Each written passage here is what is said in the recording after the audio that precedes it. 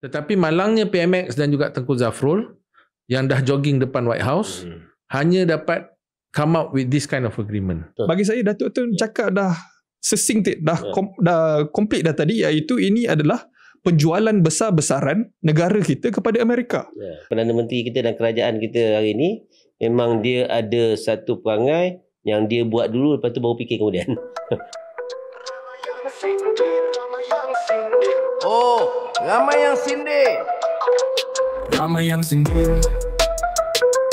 Ramai yang sindir. Ramai yang sindir. Ramai yang sindir. Ramai yang sindir. Hai, ramai yang sindir. Tengku Zafrul dan Anwar Ibrahim. Apalah yang dia orang rundingkan. Kan? Kita tak tahu, dia kata ini rundingan yang paling bagus lah. Pakar runding lah. Tapi kita tengok rundingan tak betul lah. Saya bagi satu contoh lah. Kita tengok sebenarnya macam pada waktu Amerika Syarikat umumkan tarikh reciprocal. Tengku Zafrul bagi alasan, dia kata sebab kita ada surplus dengan dengan Amerika daripada segi perdagangan. Dan surplus itu menyebabkan kita terpaksa runding, terpaksa invest dalam ekonomi Amerika dan sebagainya. Saya nak bagi satu contoh lah. Negara ASEAN, salah satu contoh Vietnam. Vietnam dia kadar tarikh tu turun daripada 46% kepada 20%. Maksudnya turun sebanyak 26 mata peratusan. Malaysia turun 25% kepada 19%. Cuma 6 mata saja. Kita tengok. Sebab alasan Zafrul ni adalah trade balance daripada segi surplus. Vietnam, AS dengan Amerika Syarikat dengan dia ada defisit perdagangan sebanyak 123 bilion AS USD. 123 bilion. Berapa Malaysia punya? Malaysia punya hanya 24.9 bilion. Sikit ya? Sikit je. Tapi kita kena beli 60 pesawat Boeing bernilai 19 bilion. Pelaburan kewangan tadi, itu USD. USD maksudnya 80 bilion juga. Yang ini 240 bilion ni pelaburan kewangan ke dalam ekonomi US. Termasuk kontrak LNG, pelaburan bersama yang sedia ada. Lepas tu, kalau kita bandingkan dengan negara lain, Indonesia hanya kena beli 50 pesawat Boeing, buka sedikit sektor tenaga pertanian, turun 13 mata. Kita beli 60, turun 6 mata. Vietnam buka sektor e-dagang, logistik, teknologi, tambah kuota import LNG dan jagung, penurunan terbesar 26 mata. So sebenarnya Zafrul ni runding apa? So kita balik pada point Naim tadilah. Ini sebenarnya rundingan apa sebenarnya? Ya, itulah yang jumlah yang begitu besar tu dah satu masalah.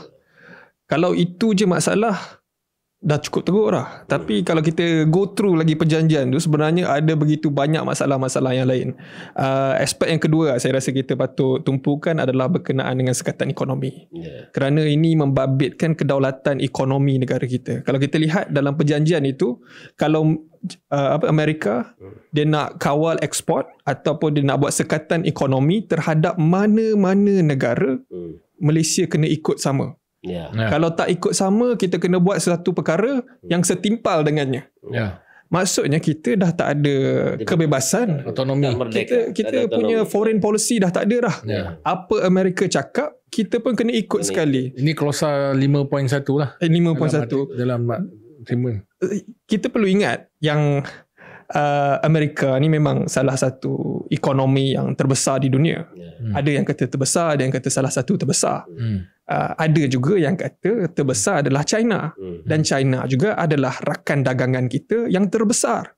Bayangkan apa jadi dengan Donald Trump yang asyik bergaduh dengan China tu, ada trade war dan sebagainya, buat sekatan ekonomi terhadap China. Kita nak ikut sama. Memang run up lah ekonomi kita. Saya takut contoh kita ambil China tu, satu hal tu memang obvious lah. Dalam kita duk pejuang Palestin. Sekali Amerika kata, Donald Trump kata okey, kerana nak Hamas dengan Palestin punya government untuk collapse, bagi sekatan ekonomi. So Malaysia akan kena ikut. Kalau ikut based on klausa 5.1. Jadi saya betul-betul tak faham macam mana individu di dalam kerajaan ataupun di dalam politik ataupun 33 juta rakyat Malaysia kita kena tengok cermin, tanya diri sendiri, kita setuju ke dengan benda ni? Saya tak rasa ada seorang pun yang betul-betul benar-benar akan setuju. Yang waras tidak akan setuju lah. Betul. Jadi dan perkara ketiga yang Dr. Afif ada ulas sedikit tadi berkenaan dengan nadir bumi ataupun rare earth mineral, bagi saya sangat tidak patut lah. Dr. Afif ada sebut panjang lebar tadi bagaimana kita tak nak jadi satu negara yang kita lombong, kita masuk ke dalam kapal, kita hantar ke negara luar. Tetapi kalau kita lihatlah kenyataan Menteri MITI kita Tengku Zafrul hari ni, dia kata jangan risau, Malaysia kekal dasar larangan ekspor mineral kritikal dan REE mentah. Jadi saya nak tanyalah, sama ada Tengku Zafrul ni dia dah baca ke belum perjanjian sendiri yang dah ditandatangani oleh Datuk Seri Anwar Ibrahim dan Donald Trump ataupun tidak, yang jelas menyatakan Malaysia shall refrain from banning critical mineral exports to the United States and shall eliminate any rare earth element export quotas to the United States. Maksudnya kita refrain from banning. Maksudnya kita tak boleh ban sebarang ekspor kepada United States berkenaan dengan rare earth mineral. Raw material lah. Dia tak ada kata. Kalau tak ada kata, maksudnya semua. Dia kata any rare earth element. Jadi saya rasa, saya harap Zafrul ni dia tak faham English ke macam mana? Ke dia tak pandai baca? Faham Inggeris. Dia faham English. Dia takkanlah kita nak kata dia tak faham Inggeris. Dia mungkin dia tak baca kan, ataupun mungkin dia tak faham English. So, dia kata dia baca semua. Dia faham kalau ikut Inggeris, video dia baca Zafrul semua. kata dia baca semua agreement. Orang lain yang tak baca. Orang lain tak baca. Saya kalau baca semua tu standard paling minimum lah. Dia sepatutnya hafal lah benda ni. Ini sangat penting. Ini membabitkan negara kita. Atau mungkin sebab dia nak habis. Dia dah nak habis jadi Menteri MITI. Dah kena boleh lah. So dia dah rasa macam whatever lah. Tak penting benda ni pada aku. Saya rasa dia fikir yang rakyat Malaysia tak akan baca. Betul. Yang tu yang saya rasa lah. Dan salah satu justifikasi yang tidak masuk akal yang kita telah terima daripada pentadbiran kita hari ini adalah berkenaan dengan kenyataan Datuk Seri Anwar Ibrahim semalam. Dia kata kalau kita takut sangat dengan Amerika Syarikat ni, kenapa kita sign ACFTA? ACFTA ni adalah ASEAN China Free Trade Area. So dia kata kalau kita takut sangat dengan Amerika Syarikat, kenapa kita boleh sign dengan China kan? Jadi ramailah orang yang mungkin tak baca kedua-dua perjanjian ni mungkin akan faham, mungkin akan percayalah apa Datuk Seri Anwar Ibrahim cakap. Betul lah tu kan, kalau kita takut sangat dengan Amerika, kenapa kita sign dengan China? Tetapi tolong baca perjanjian-perjanjian ni ataupun sekurang-kurangnya baca ringkasannya, boleh nampak jelas ACFTA ni adalah satu ASEAN. Dia bukan bilateral, dia multilateral.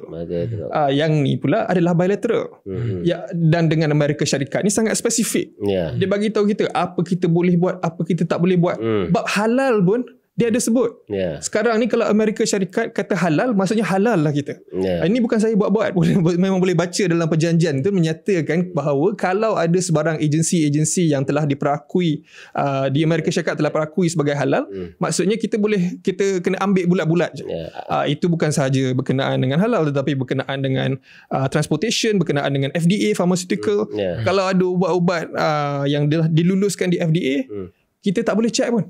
Dia masuk je sempadan kita, boleh jual. Kita tak boleh question. Kita tak boleh buat apa. Tak boleh buat apa. Kalau FDA dah setuju, maksudnya boleh jual. Maksudnya kita dah tak ada kedaulatan lah dari segi kawalan ubat-ubatan kita, kawalan kenderaan kita, kawalan makanan halal kita. Jadi bagi saya, seperti Datuk Tun cakap tadi lah, mana-mana orang yang waras memang takkan setuju dengan benda ni lah. Dan lagi satu, yang ACFTA ni dia sangat luas, dia sangat am. Dia cuma kata ini adalah untuk melincirkan perdagangan, untuk memastikan ekonomi kita integrasi. Dia tak spesifik. Dia tak spesifik macam perjanjian Amerika Syarikat ni. Jadi itu perbezaannya, dan saya tahu yang Datuk Seri Anwar Ibrahim ni bukanlah seorang yang bodoh, bukan seorang yang tak faham bahasa.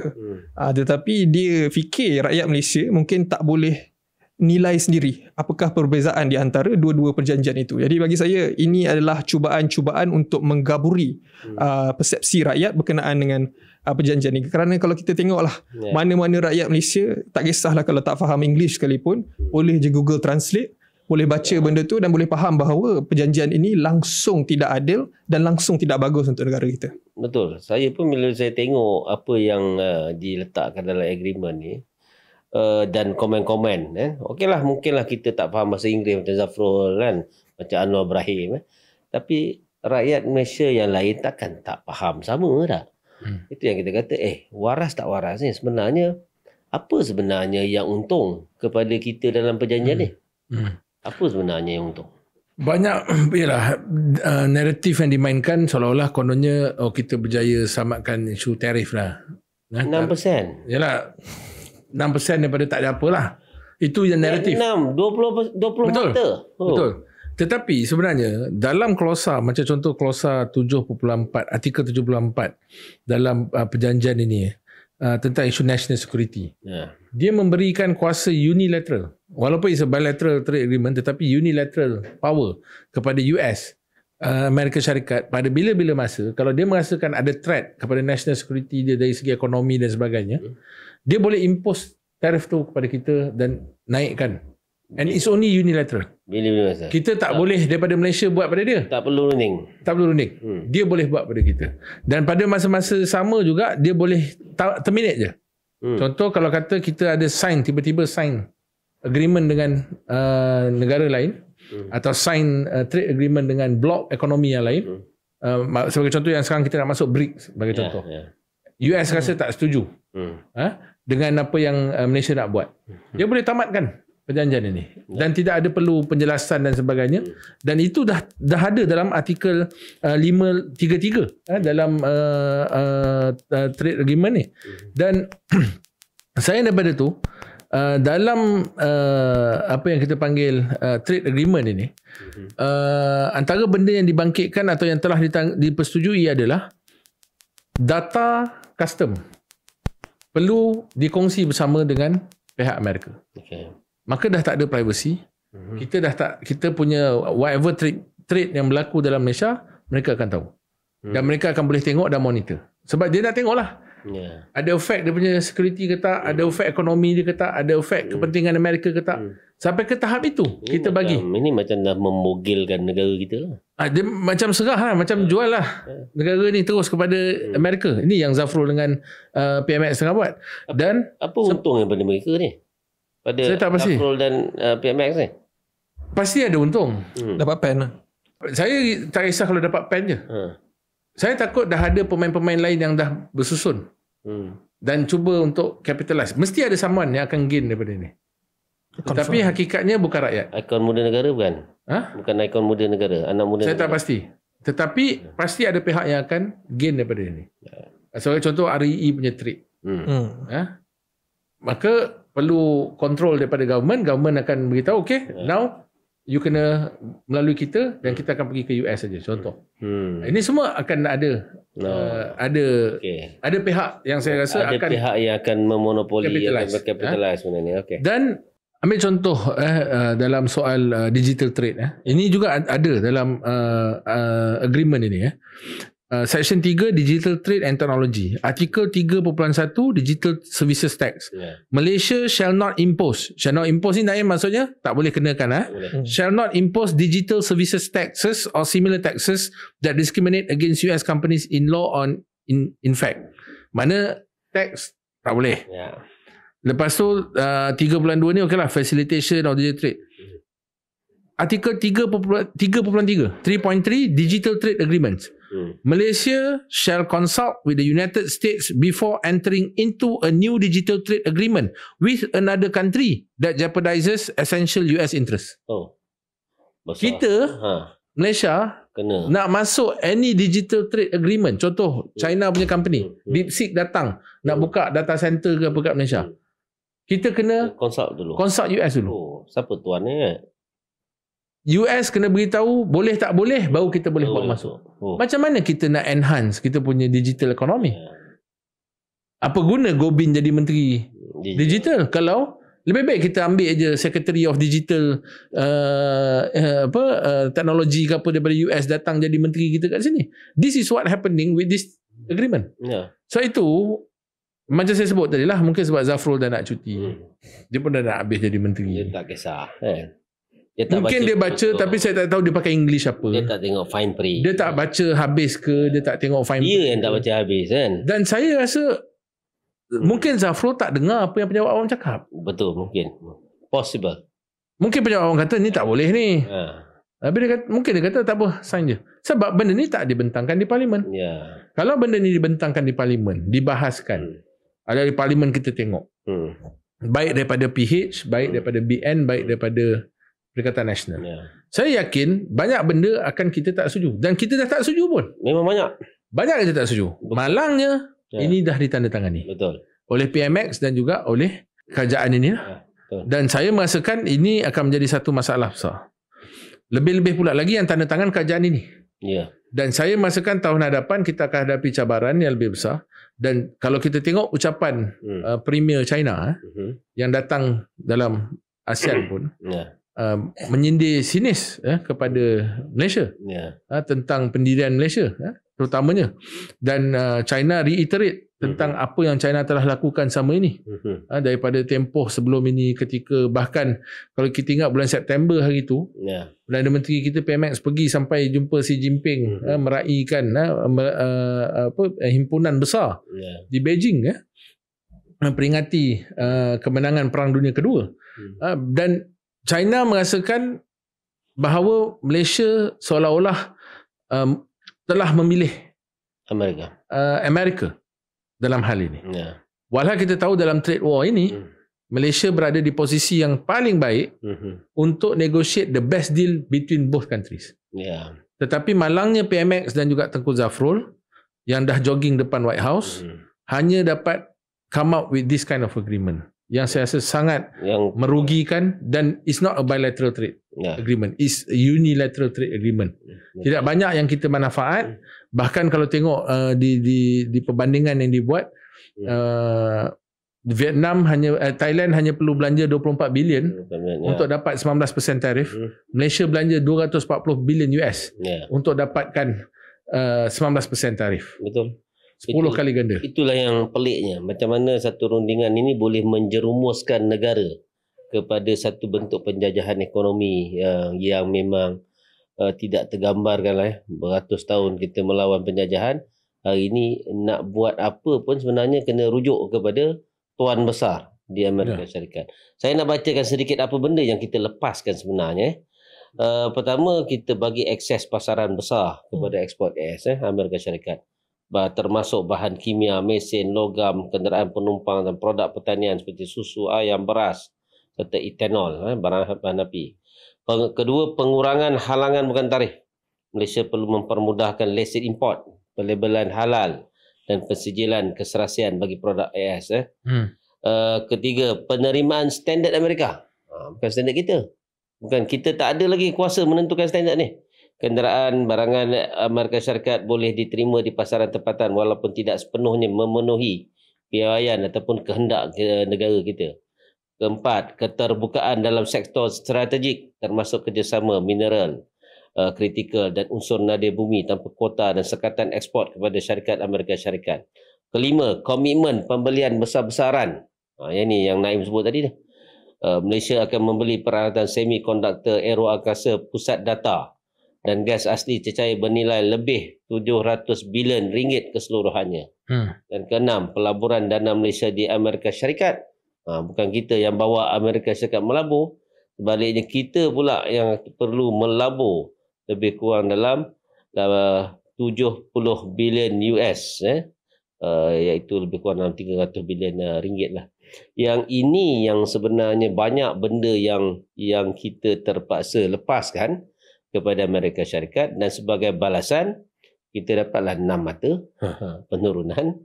Kemudian itu pun Amerika masih mempunyai hak mutlak untuk mengenakan tarif tambahan di bawah Seksyen 232 atas alasan keselamatan nasional.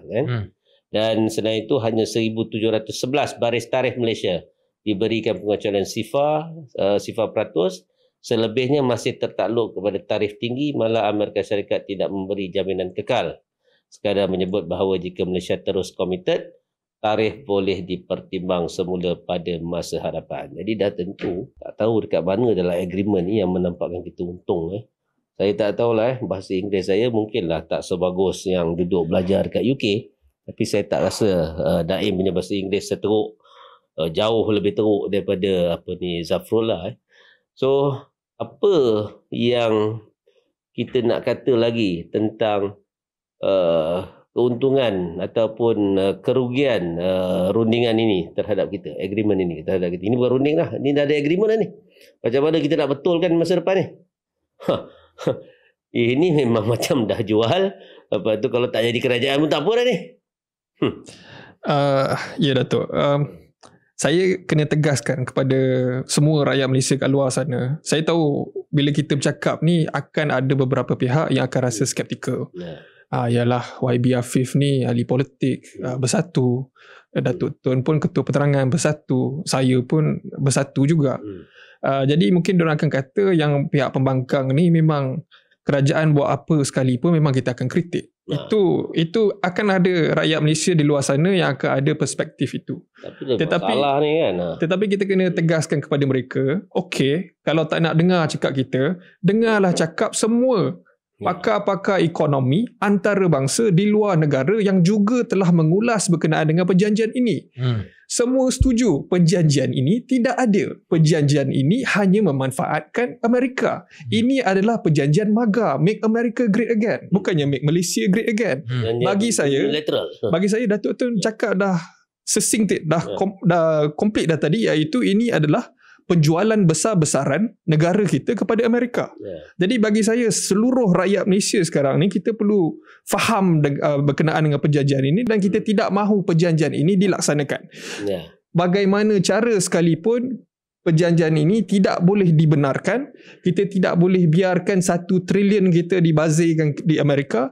Kita tidak boleh bagi Amerika bagi tahu kita mana negara kita boleh berdagang, sama ada ya ataupun tidak, sama ada kita nak berdagang dengan China ataupun tidak. Kita tidak boleh bagi Donald Trump tentukan apa yang halal dan apa yang tidak, dan kita perlu mengambil balik kedaulatan negara kita yang nampaknya telah terhakis teruk kerana perjanjian ini. Tadi saya nak ulas sikit berkenaan dengan apa yang Dr. Afif cakap. Dr. Afif cakap China pun cynical. Dia kata dengan apa yang berlaku, dan diorang pun telah cakap kepada Datuk Seri Anwar Ibrahim di dalam ucapan mereka menyatakan bahawa